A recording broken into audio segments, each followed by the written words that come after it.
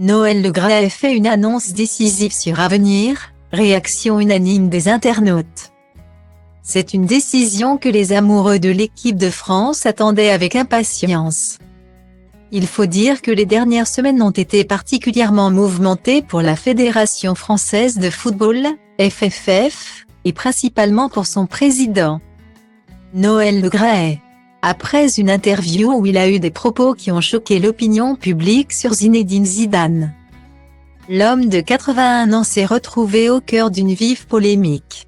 S'en sont suivies de graves accusations concernant son comportement, notamment avec les femmes, et une enquête pour harcèlement moral et harcèlement sexuel a été ouverte mi-janvier contre lui.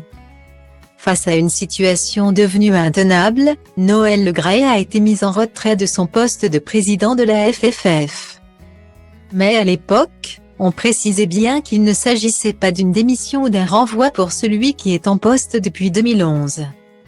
Ce mardi 28 février, avait lieu une réunion du comité exécutif extraordinaire et tout le monde attendait de savoir ce qu'allait faire le président déchu, qui a finalement pris la décision de démissionner de son rôle de président. Une décision acceptée par les autres membres du comité dans la foulée.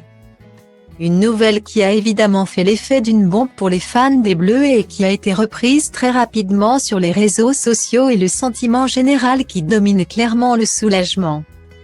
Il semblerait que les supporters de l'équipe de France en avaient plus que marre de toutes ces histoires autour de la sélection nationale et la plupart attendaient impatiemment de tourner la page Noël Le Graët. Aujourd'hui est un grand jour alors, la France est enfin libérée, la meilleure nouvelle de la semaine, ou encore le football français revit. Les avis des internautes sont unanimes sur Twitter.